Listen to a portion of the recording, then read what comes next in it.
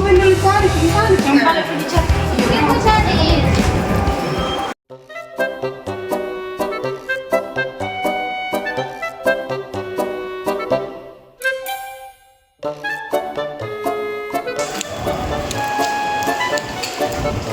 Sama di situ.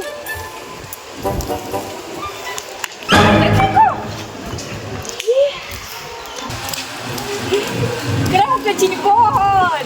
Nggak ada air, itu yang kusimpan di sini. Ini nabi urin dulu kurang minum kok. Nggak tahu. Kenapa bisa begini warna tadi? Apa sih yang menyebabkan urin berwarna begini? Simak video berikut. Adapun yang pertama yaitu filtrasi ataupun penyaringan. Nah, terjadi di glomerulus yaitu bagian dari ginjal yang berfungsi menyaring darah. Pada tahap ini, air, glukosa, asam amino, ion, dan zat sisa metabolisme seperti urea akan keluar dari darah menuju kapsul buangan, membentuk filtrat glomerulus atau urin primer, molekul besar seperti protein dan sel darah. Adapun proses yang pertama yakni filtrasi ataupun penyaringan, di mana terjadi di glomerulus yakni bagian dari ginjal yang berfungsi menyaring darah. Pada tahap ini, air, glukosa, asam amino, ion, dan zat sisa metabolisme seperti urea akan keluar dari darah menuju kapsul buangan, membentuk filtrat glomerulus atau urin primer. Molekul besar seperti protein dan sel darah tidak dapat melewati membran filtrasi. Kemudian ada proses yang kedua yakni proses reabsorpsi atau penyerapan kembali, di mana terjadi di tubulus proksimal, lengkung Henle dan tubulus distal. Pada tahap ini, zat-zat yang masih berguna bagi tubuh seperti glukosa, asam amino, dan sebagian besar air serta ion penting seperti karbon dioksida diserap kembali ke dalam kapiler darah, di mana hasil dari proses ini disebut urin sekunder. Kemudian proses yang ketiga atau yang terakhir ada sekresi atau pengeluaran zat sisa tambahan, di mana terjadi di tubulus distal dan ductus collectivus, di mana zat-zat yang masih perlu dikeluarkan seperti ion hidrogen, kalium, dan obat-obatan tertentu akan disekresikan dari darah ke dalam urin. Hasil akhir dari seluruh proses ini adalah urin sesungguhnya, yakni urin definitif yang akan mengalir ke pelvis renalis, kemudian ke ureter, kandung kemih, dan akhirnya dikeluarkan melalui uretra. Nah, apa saja sih komponen yang menyusun urin?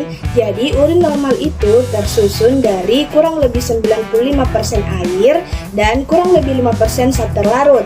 Zat terlarut tersebut meliputi urea kurang lebih dari 2% sebagai hasil pemecahan protein, serta kreatin dan berbagai elektrolit seperti natrium, kalium, klorida, dan fosfat dalam jumlah yang kecil.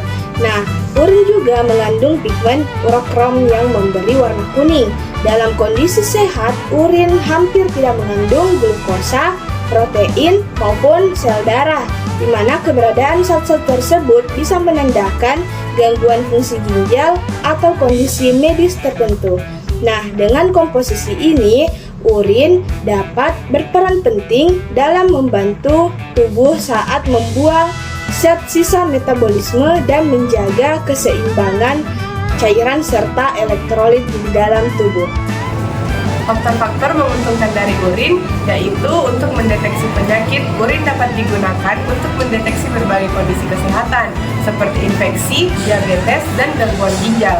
Dan adapun untuk pembuangan limbah, yaitu urin membantu tubuh mengeluarkan limbah dan kelebihan zat yang tidak diperlukan, menjaga keseimbangan cairan dan elektrolit.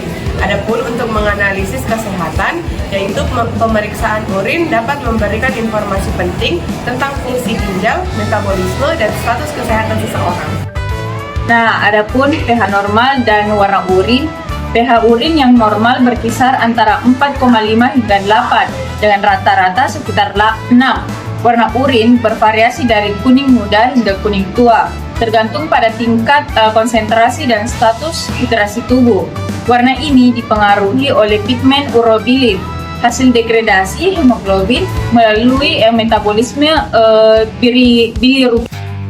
Adapun contoh kasus penyakit urin yaitu ada diabetes mellitus, memiliki gejala peningkatan frekuensi buang air kecil atau poliuria, rasa haus berlebihan, polidipsia, dan peningkatan nafsu makan. Ciri-cirinya itu mengandung glukosa dan keton, menandakan adanya gangguan metabolisme glukosa akibat kekurangan insulin. Selanjutnya ada infeksi saluran kemih. Memiliki gejala yaitu nyeri saat berkemih, peningkatan frekuensi buang air kecil, dan urin tampak keruh atau berbau tajam. Ciri-cirinya yaitu mengandung bakteri, sel darah putih, leukosit, dan nitrit, menunjukkan adanya infeksi mikroba di saluran kemih. Untuk teman-teman, perbanyak minum air putih karena semakin banyak air putih maka warna urin semakin normal. Dan semakin sedikit meminum air putih, maka warna urin akan semakin pekat seperti yang saya punya ini.